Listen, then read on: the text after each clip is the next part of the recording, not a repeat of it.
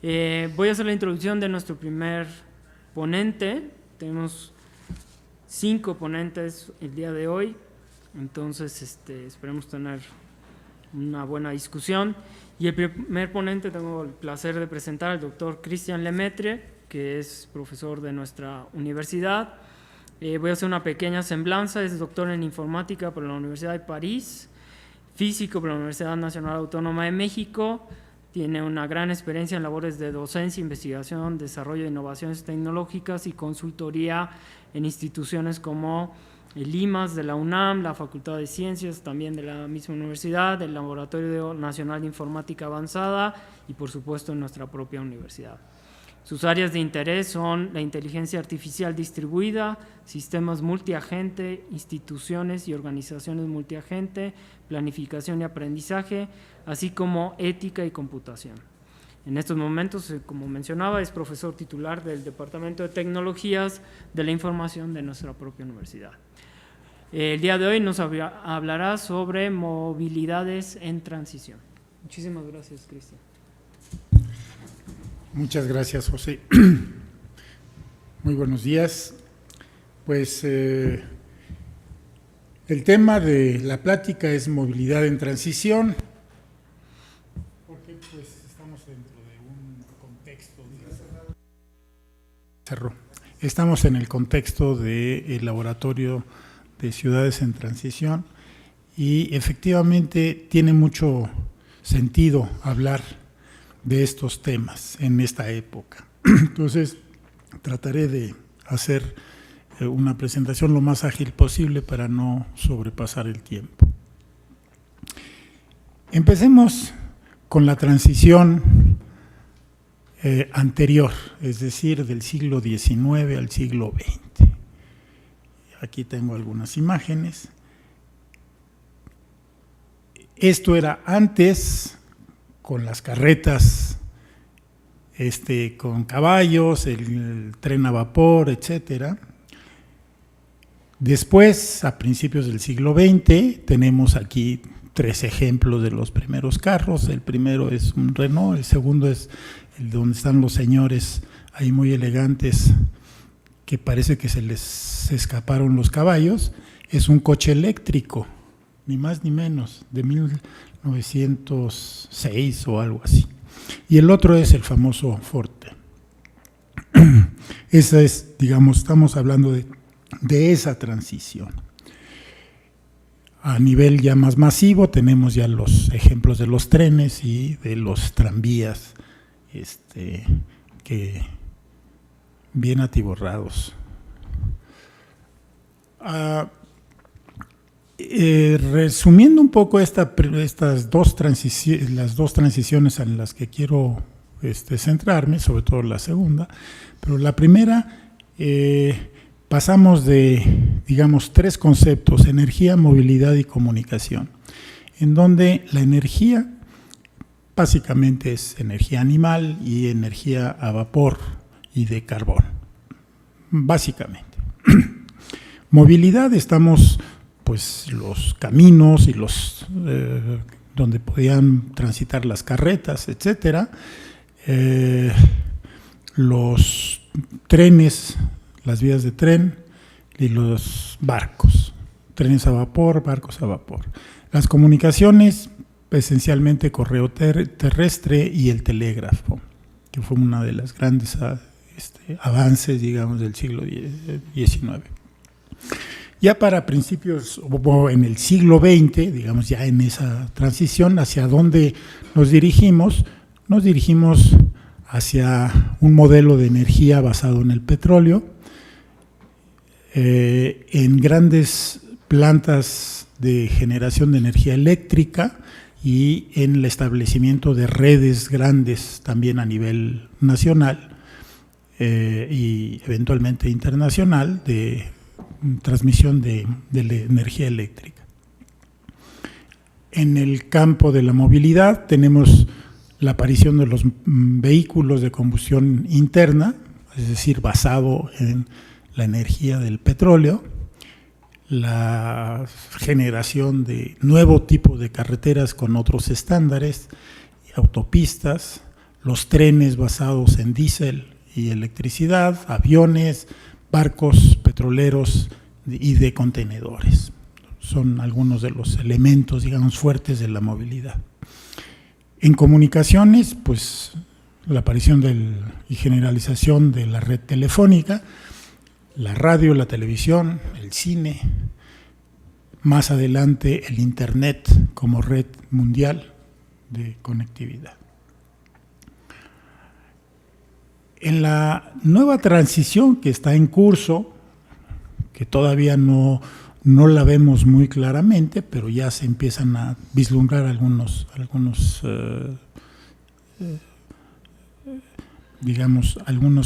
criterios, algunas características. En energía estamos pasando a energías renovables. Y en particular lo que me interesa en esta plática es hablar de la producción de energía fotovoltaica en red, las smart grids. En cuanto a movilidad, seguimos con combustión interna, vehículos de combustión interna, es decir, basados todavía en el petróleo, pero están desarrollándose, digamos, las nuevas tecnologías de vehículos híbridos y eléctricos, los vehículos conectados, los vehículos autónomos, las redes mundiales de GPS, que ya venían algunas de estas cosas desde antes finales del siglo XX, pero digamos se está consolidando todas estas tecnologías.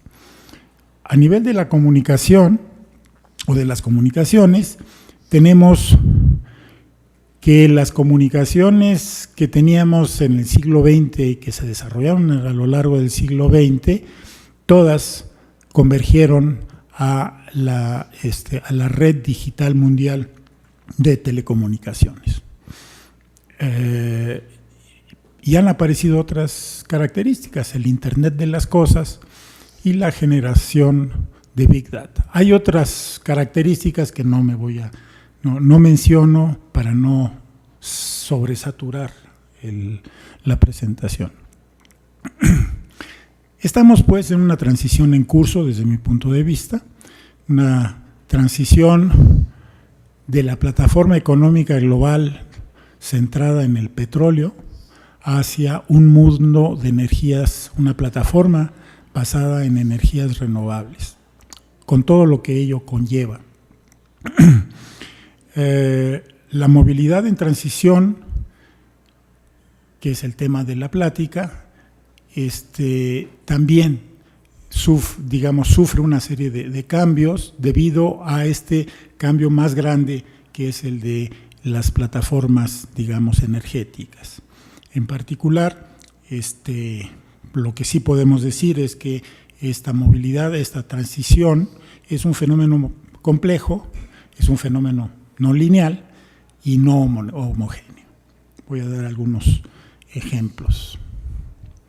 Aquí tenemos unas imágenes del Spirit of Berlin, es uno de los modelos de autos autónomos de la Universidad Libre de Berlín, del grupo de Raúl Rojas. A la derecha tenemos una foto muy bonita en Berlín, con poco tráfico, unas calles muy grandes, y está el coche autónomo. A la izquierda, arriba, tenemos el mismo coche en México, en el periférico. Más tráfico, etcétera, pero en un entorno bastante bien controlado. Abajo tenemos los dos de los muchachos que vinieron con Raúl Rojas en esa ocasión, ya hace bastante tiempo, ahorita lo podemos deducir, porque el pasajero que está atrás es Marcelo Ebrard, que le están dando una vuelta en el Zócalo. Esto hace, digamos, unos 6, 7 años. Aquí tenemos lo que más se conoce, los que son las empresas que publicitan más o publican más sus avances en coches autónomos. Tenemos el de Google, Bayo, y el de Uber. Como ven, las calles están más bien vacías, muy bien pintaditas. Este es, digamos, un dibujo conceptual de lo que se imagina ahí el artista de los coches autónomos. Nada más está pensando en los coches autónomos. Ahorita veremos algunos agregados en donde todos tienen todos los sensores y están pues transitando sin mucho problema, como podríamos imaginar. Pero la realidad, como sabemos, es bastante más compleja, y más si estamos pensando en nuestro entorno natural. Es decir, para nosotros, ¿cuáles son los retos reales de introducir nuevas tecnologías? No nada más la de los coches, los vehículos autónomos, sino otras que vamos a ver. Este es nuestro entorno, o parte de nuestro entorno. Además del periférico, pues tenemos estas calles. El de la derecha con la carretita, que me gustó mucho, es de Ecuador, pero podía ser una carretera en Durango, donde ustedes quieran. Vemos la complejidad del entorno.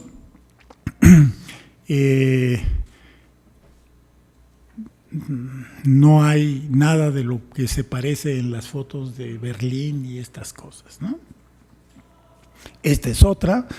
La cantidad de baches de la izquierda pues no es tan inusual en muchas carreteras del país, en donde quisiéramos también introducir tecnologías avanzadas, ¿no? Entonces son problemas muy complejos. A la derecha pues es un poco más de lo mismo. Esto ya nos acerca más, digamos, a la Ciudad de México. Esto podía ser Coajimalpa, podía ser una estación de salida de la estación de metro de algún lado, etcétera. Entonces vemos la cantidad de gente, los tremendos automóviles, vehículos que son, si les llamamos peceras, las motocicletas. ¿Qué hacer con las motocicletas? Que se meten donde sea. ¿Sí? O sea, ese tipo de problemáticas son las problemáticas reales que quisiéramos ver cómo vamos a evolucionar, cómo vamos a transitar, digamos, en estos contextos más complejos. Para ello, no nos podemos quedar nada más con los vehículos autónomos. Hay una serie de avances tecnológicos relativamente recientes. Hay muchos más que no voy a mencionar, pero estos me parece que de alguna manera tienen cierto contexto en donde pueden converger, que es un poco el tema central de la plática. Entonces tenemos, además de los vehículos autónomos, los vehículos conectados, que es otro tipo de tecnología, los vehículos eléctricos, la red fotovoltaica, el Internet de las cosas y la red GPS. Esas son, digamos, algunas de las tecnologías que me parece que tiene sentido hablar de ellas más o menos en conjunto. Una revisión rápida de las tecnologías que no he mencionado hasta ahorita. Es una imagen de la red, perdón, me salté dos. Es una imagen, hay 3 imágenes sobre los vehículos conectados. ¿De qué se trata de los vehículos conectados? Tienen agentes, los vehículos tienen agentes que se conectan con otros agentes que están en otros vehículos, y no solo eso, sino con el mobiliario de la ciudad a través de los protocolos de Internet de las cosas. Entonces tenemos aquí 2 tecnologías, uno es Internet de las cosas y otro es de los vehículos conectados. Y tenemos 2 imágenes, una conceptual de cómo simplemente con la conexión de que se están siguiendo para evitar choques, etcétera, especie de embotellamiento ahí grande, pero en principio está funcionando y se funciona mucho más eficientemente que la conducción manual. Abajo es un convoy de 3 cargos, eso ya eso es real, es una foto, no sé si es alemana o de dónde, pero bueno, de ese tipo de ensayos ya se están dando en la práctica. Esto es el ejemplo de las redes GPS, son redes que ya tienen su tiempo, pero son absolutamente indispensables si estamos hablando de movilidad, ¿sí? Esa es la que nos permite efectivamente estar situando los vehículos que se están moviendo. Es una ayuda absolutamente indispensable para muchas de estas tecnologías. A la derecha tenemos una imagen de la red europea de geoposicionamiento. En cuanto a la red fotovoltaica integrada, digamos, lo que se conoce también como el grid, smart grids, son, digamos, dibujos conceptuales, es algo que ya se está haciendo muchísimo. En Europa, en China, son los grandes desarrolladores, en Alemania en particular y China son probablemente los líderes en esto, pero también en Estados Unidos se está desarrollando. A la izquierda tenemos un concepto interesante, en donde es una zona habitacional o un pequeño poblado que es autosuficiente, digamos, o si no totalmente, casi autosuficiente en cuanto a generación de la energía eléctrica que requiere, gracias a estos paneles solares, tanto en grandes áreas como en los hogares, ¿no? En los hogares todos tienen sus paneles solares y están conectados a la red eléctrica, en donde si tienen exceso de producción, la venden a la red eléctrica y cuando la requieren, pues lo obtienen la energía que necesitan. Bien, esto es bastante conocido, ya muy desarrollado.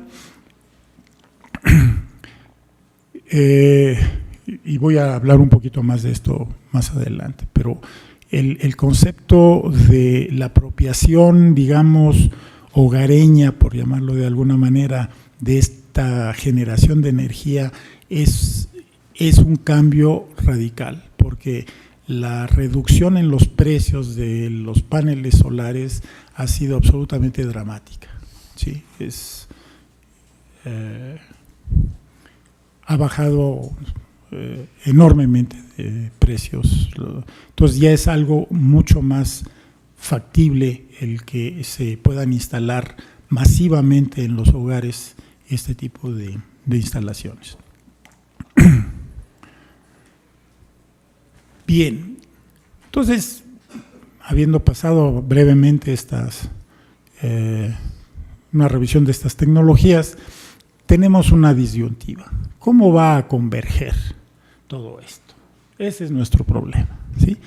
De nuestro problema desde donde estamos nosotros sentados, ¿no? Es no donde está el mundo desarrollaándose, trabajando esto. Una forma es más de lo mismo, es decir, el control absoluto de los monopolios tecnológicos mundiales cada vez más poderosos. Sí. Las plantas eólicas en el istmo, pues no son de los oaxaqueños, ¿no? Son de las grandes empresas españolas y de otros países que están, digamos, dominando el mercado o que quieren dominar el mercado. ¿Eso es lo que vamos a aceptar así nada más? ¿Lo vamos a ver como testigos? ¿O bien tratamos de hacer algo de manera que las tecnologías estén al servicio y bajo el control de los habitantes y sus comunidades. La baja de precios de muchas de estas tecnologías hace que esto no sea tan disparatado, pensar en estas cosas.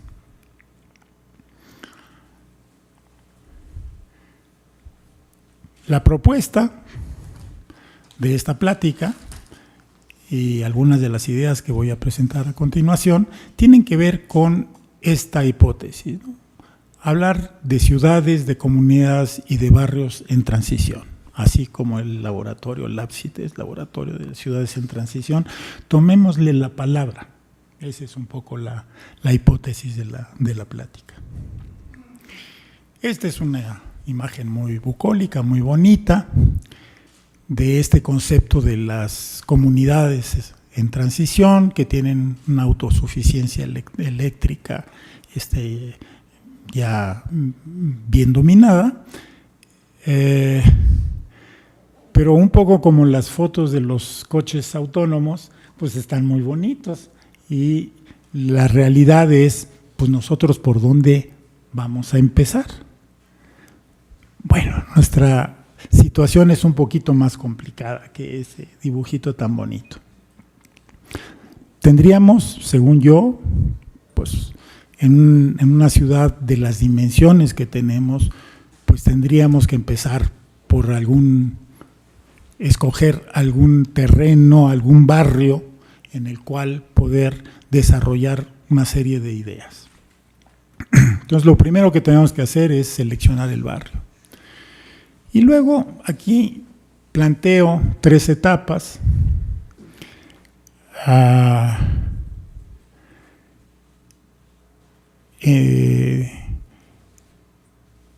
De elementos de un plan estratégico. No es un plan, no es un proyecto ya elaborado, son ideas alrededor de cómo se podrían eslabonar estas cosas.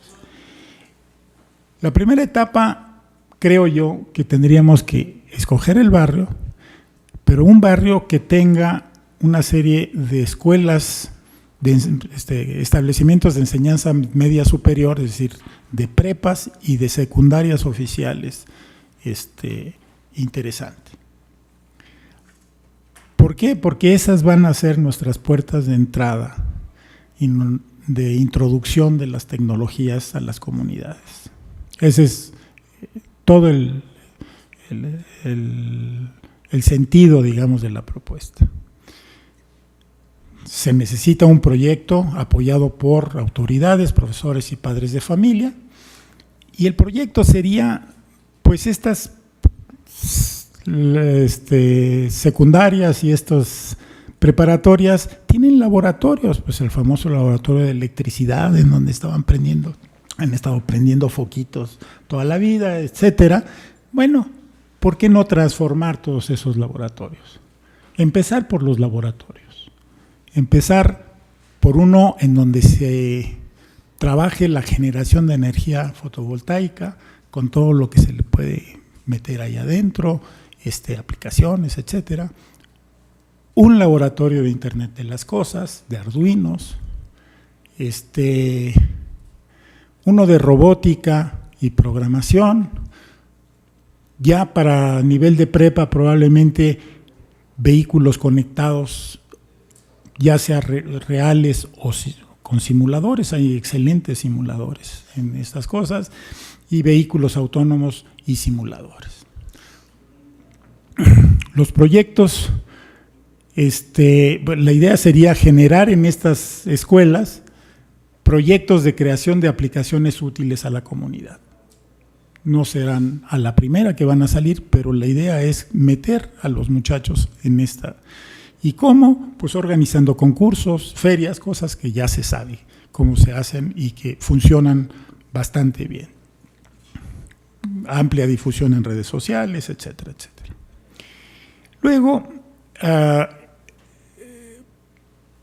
se pasaría, digamos, de la experimentación y el desarrollo dentro de las escuelas hacia las comunidades, hacia el barrio.